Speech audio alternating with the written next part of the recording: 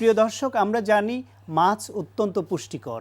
স্বাস্থ্য সুরক্ষায় মাছের ভূমিকা অত্যাধিক। চলুন এ বিষয়ে একজন পুষ্টিবিদের কাছ থেকে শুনি মাছ কেন খাবেন, কতটা খাবেন। স্বাস্থ্যকর খাবার মানেই মাছের কথা বলতে হয়। এমন অনেকেই আছেন যারা একদমই মাছ খেতে পছন্দ করে না, তাই মাছের গুণের কথা চিন্তা করে তাদেরকে অবশ্যই কিন্তু মাছ খাওয়া উচিত। মাছ থেকে কিন্তু আমরা প্রচুর পরিমাণে প্রোটিন, ভিটামিন ডি এবং আয়রন পেয়ে থাকি। মাছের ক্যালোরি ভ্যালু কম থাকার কারণে যারা ওজন কমাতে চায় তাদের প্রতিদিনের খাদ্য তালিকায় কিন্তু মাছ রাখা উচিত। মাছের তেল থেকে কিন্তু আমরা প্রচুর গুরুত্বপূর্ণ ওমেগা 3 ফ্যাটি অ্যাসিড পেয়ে থাকি, যেটা আমাদের শরীর ও ব্রেনের জন্য অনেক বেশি উপকারী। আর এই জন্যই কিন্তু মাছকে ব্রেইন ফুড বলা হয়ে থাকে।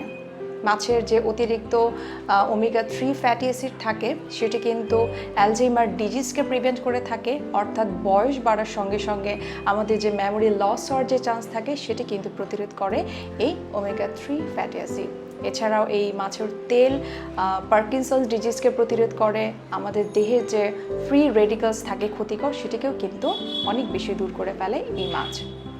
প্রেগনেন্ট মহিলা যারা, তাদের উদ্দেশ্যে আমি বলবো তারা তাদের অনাগত সন্তানের ব্রেন এবং চোখের ডেভেলপমেন্টের জন্য তাদের প্রতিদিনের খাদ্য তালিকায় কিন্তু মাছ রাখতে পারেন। এছাড়াও মাছ কিন্তু দৃষ্টিশক্তি প্রখর করতে এবং অন্ধত্ব দূর করতেও কিন্তু সাহায্য করে।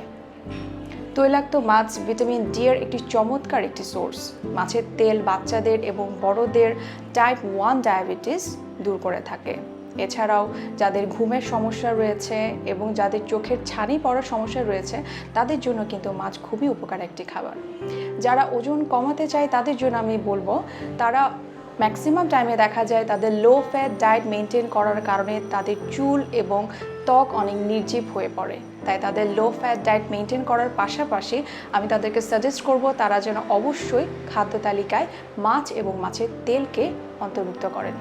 তাই আমাদের প্রতিদিনের খাদ্য তালিকায় প্রোটিনের চাহিদা পূরণ করার জন্য আমাদের উচিত অবশ্যই মাছ খাওয়া এবং বড় মাছের পাশাপাশি ছোট মাছও যেন আমরা খেতে পারি।